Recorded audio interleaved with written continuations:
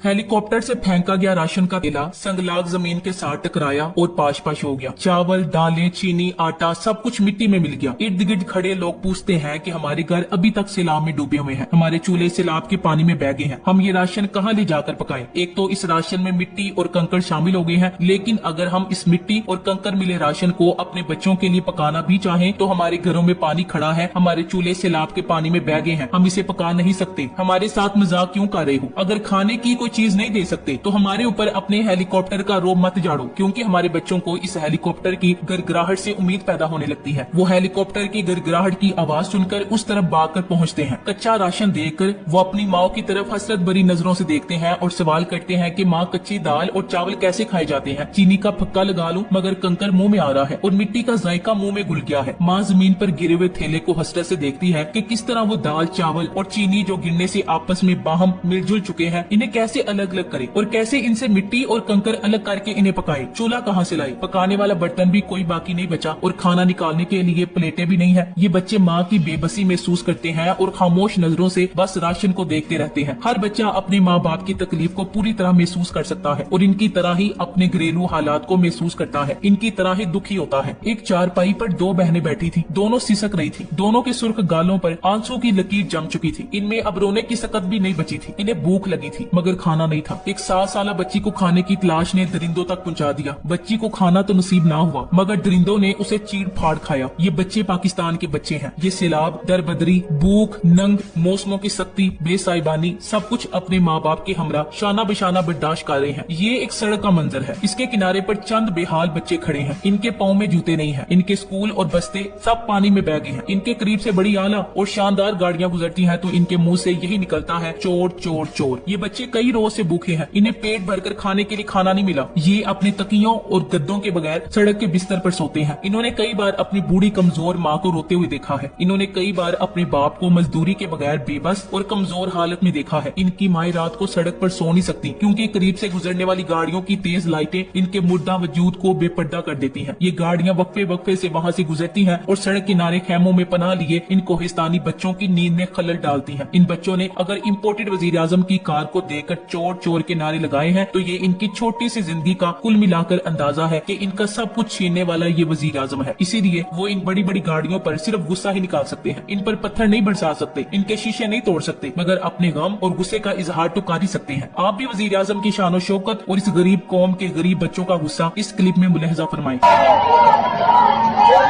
चोर आ गया, चोर चोर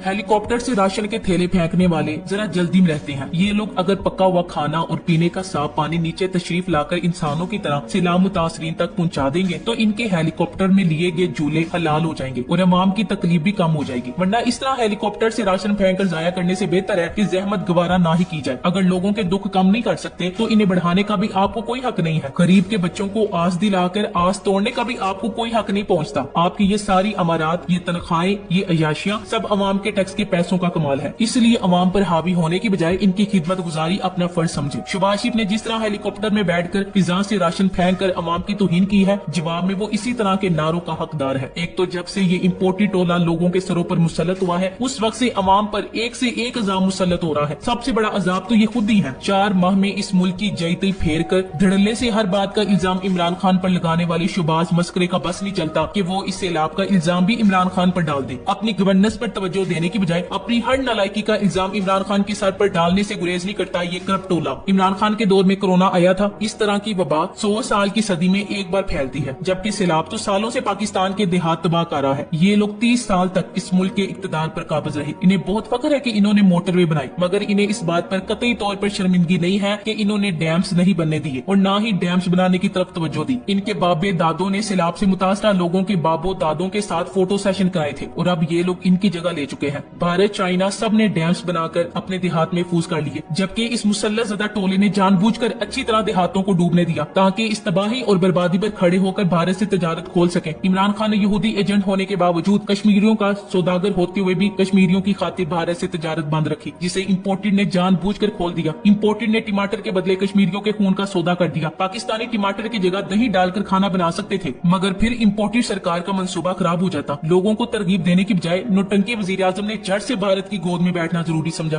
भारत जैसा कमजोर दुश्मन भी किसी को नसीब ना हो। पाकिस्तान की माइशत भारत के मुकाबले में कम होगी, मगर इखलाकियात में भारत से बहुत आगे है। आज भारत का गोदी मीडिया चिल्ला चिल्ला कर गले फाड़ रहा है कि पाकिस्तान का सब कुछ बह गया और पाकिस्तान जिसने भारत से तजारत खत्म कर दी थी, इसने हमारे साथ फौरी तजारत खोल दी। पाकिस्तान को भारत के टमाटर चाहिए। ओ भाई, हमसे ज्यादा हमारी हुकूमत को तुम्हारे टमाटर चाहिए। हमारी तरफ से तुम अपने टमाटर अपने पास रखो। हमारे पास ईरान और अफगानिस्तान है टमाटर हासिल करने के लिए। अगर यही सैलाब भारत या दुनिया के किसी मुल्क में आया होता तो यही पाकिस्तानी कौम होती और भारत को खुले दिल से टमाटर देती। अगर कोई भारत को ट्रोल करता तो सारी पाकिस्तानी कौम एक दूसरे को समझा रही होती कि किसी के बुरे वक्त में उसका मजाक नहीं उड़ाया जाता। सब एक दूसरे को इखलाकी दायरे में रहने की नसीहत कर रहे होते। पाकिस्तान ने मुसीबत में हमेशा इंसानियत दिखाई, कभी अपने बहन भाइयों को तनहा नहीं छोड़ा। पाकिस्तान ने मुसीबत में अफगान भाइयों की मदद की। 40 साल तक अफगान कौम के मेजबान बने रहे। पाकिस्तानी कौम ने अपने ऊपर आने वाली हर आफत का मुकाबला पूरी बहादुरी से किया। ये टमाटर प्याज क्या चीज होते हैं? कौम ने हुकूमत से कोई मुतालबा नहीं किया कि हमें लाजमी टमाटर चाहिए या टमाटर के बगैर हमारी हांडी नहीं पक रही। दुनिया देखेगी कि यही पाकिस्तानी कौम अपने डूबे हुए बेहाल भाइयों की किस तरह मदद करके इन्हें दोबारा अपने घरों में आबाद करेगी। पाकिस्तानी कौम को आफतों का मुकाबला करना आता है। पाकिस्तानी कौम पर इस वक्त सैलाब से भी बड़ी आफत इम्पोर्टेड सरकार की सूरत में मुसल्लत है। जल्दी सारी कौम मिलकर इस आफत से भी छुटकारा हासिल कर लेगी इंशाअल्लाह। इमरान खान ने जिस तरह कोरोना जैसी बहुत बड़ी आफत का मुकाबला किया, दुनिया में इस तरह की मिसाल मिलना मुश्किल है। उस वक्त भारत में कोरोना से आने वाली आफत अभी हमारी याददाश्त से महव नहीं हुई। अगर यही सैलाब इमरान खान के दौर में आता तो पाकिस्तानी कौम यकीन से कह सकती है कि सैलाब की तबाहकारी बहुत कम होती। मर्ज की जड़ को पकड़ा जाता और इसका तदारुक करने की कोशिश की जाती। एक बार इमरान खान जिस बीमारी के पीछे लगा, फिर इसने इस बीमारी का आखिर तक पीछा किया और पाकिस्तान से उसे जड़ से उखाड़ फेंका। जैसा कि कैंसर, शरीफ और जद्दारों की बीमारी को इमरान खान से जबरदस्त किस्म का खतरा लाहक है। आज राजनपुर के दौरे के बाद इमरान खान ने अपनी मीडिया कॉन्फ्रेंस में बताया कि इन इलाकों में डैम्स बनाए जाएंगे और आइंदा इस तबाही से बचने की पूरी कोशिश की जाएगी। ये होता है वियन और ये होती है कौमी लीडर की बात। इम्पोर्टेड और मुसल्लहशुदा टोला तो सिर्फ और सिर्फ 30 साल से अवाम के साथ ड्रामे ही करता आ रहा है। शुबाज के ड्रामों से तो अवाम को हर रोज महजूज होने का मौका मिलता है। आज भी हेलीकॉप्टर के करीब खड़ा अकेला ही कौम से खिताब कर रहा है। अवाम को 1 किलोमीटर दूर ही ठहरा दिया गया है ताकि चोर चोर के नारे इम्पोर्टेड वजीर आजम के कानों तक ना पहुंच सके। इसकी कमी उन बच्चों ने पूरी कर दी है जो सड़क किनारे खड़े अपना और अपने बड़ों का पैगाम इम्पोर्टेड तक पहुंचाने की कोशिश कर रहे हैं। कोहिस्तानी बच्चे मन के सच्चे हैं। इन्होंने जो महसूस किया वही कहा। वो जिन मसाइब से गुजरे हैं, इनकी मुसीबत के आगे गुस्से का ये इजहार बहुत मामूली है। हुकूमत में आने से आपके पिछले गुनाह धुल नहीं जाएंगे। इस अवाम को 30 साल तक लूटा गया है। ये जिल्लत इन्होंने एक रोज में नहीं कमाई। इस जिल्लत को कमाने के लिए अरबों रुपए के किक बैग्स इनकी जेबों में गए हैं। लाखों रुपए की करप्शन और करोड़ों रुपए की जायदाद बनाई गई है। इनकी नस्लें भी इनकी करप्शन के नोटों पर देगे पकाकर खाएं तो फिर भी ये नोट खत्म नहीं होंगे। अभी भी इस मुल्क को सैलाब में डुबोकर इमदाद इकट्ठी की जा रही है। इस इमदाद में हिस्सों पर लड़ाई शुरू हो चुकी है। पाकिस्तान की ज़राअत को नाकाबिले तलाफी नुकसान पहुंचाया गया है। लोगों को आबाद करने के लिए दिन रात काम करने की जरूरत है ताकि अवाम के दुखों को कम किया जा सके। इनके घर, स्कूल और खेत आबाद किए जा सके। इम्पोर्टेड हुकूमत इस सिलसिले में कोई वाज़ेह प्लान सामने लेकर आए और सैलाब पर सियासत करने की बजाय हकदारों तक इनका हक पहुंचाने का इंतजाम करें। हम जानते हैं कि अभी तक करप्शन से इनका पेट नहीं भरा।